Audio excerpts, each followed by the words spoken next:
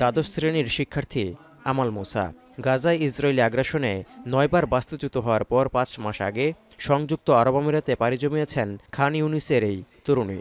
মা এখনও গাজা উপত্যকায় রয়ে গেলেও বাবা এবং ৩ ভাই বোনের সাথে আবুধাবিতে বসবাসের পাশাপাশি পড়ালেখার সুযোগ পেয়ে স্বস্তির নিঃশ্বাস ফেলছেন।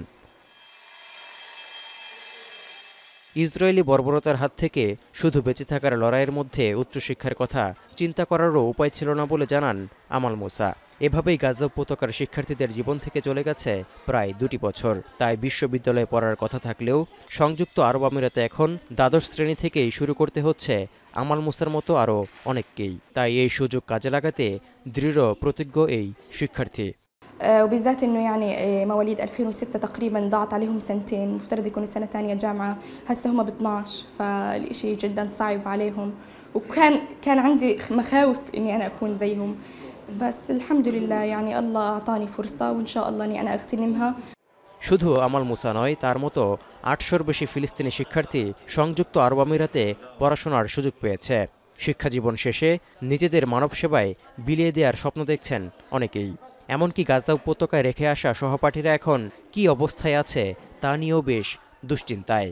أنا حلمي إني أنا أكون دكتورة، أنا كملت دراستي وراح أكمل دراستي وراح أشتغل على حالي علشان أكون دكتورة وأساعد الناس وأساعد الناس الفقيرة اللي ما معها فلوس أو شيء. مشتاق أرجع عشان غزة، أجواء غزة بحس حالي دائما في الوطن، بحس حالي شعور رائع، خلص رجعنا للوطن، برجع عند أهلي عيلتي أبويا। আবুধাবির হিউম্যানিটেরিয়ান সিটিতে গড়ে তোলা বিশেষ শিক্ষা প্রকল্পের আওতায় লেখাপড়ার সুযোগ পাচ্ছেন গাজা থেকে যাওয়া শিক্ষার্থীরা, যেখানে চলতি সেপ্টেম্বর মাস থেকেই শুরু হয়েছে নতুন শিক্ষাবর্ষ। গাজার শিশুদের সুন্দর ভবিষ্যৎ নিশ্চিতের লক্ষ্যে প্রবেশাধিকার সহজ করার কথাও জানিয়েছে কর্তৃপক্ষ। The ultimate goal is for them to complete the academic year, achieve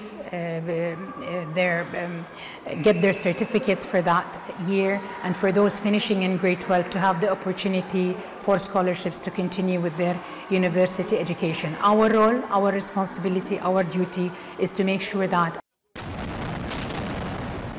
Israeli আগ্রাসনে গাজার ৩০৭টি স্কুলের মধ্যে ২৯৩টি সম্পূর্ণ বা আংশিকভাবে ধ্বংস হয়ে গেছে, অর্থাৎ ৯৭% শিক্ষা প্রতিষ্ঠানই ক্ষতিগ্রস্ত। যেখানে পুনরায় শিক্ষা কার্যক্রম শুরু করার জন্য ৯১% প্রতিষ্ঠানেরই বড় ধরনের পুনর্বাসন বা সম্পূর্ণ পুনর্গঠন প্রয়োজন বলে তথ্য দিয়েছে জাতিসংঘ। নেতানিয়াহু বাহিনী ধ্বংসযজ্ঞ না থামালে যা অসম্ভব। তৌহিদুর রহমান, এখন বিশ্ব।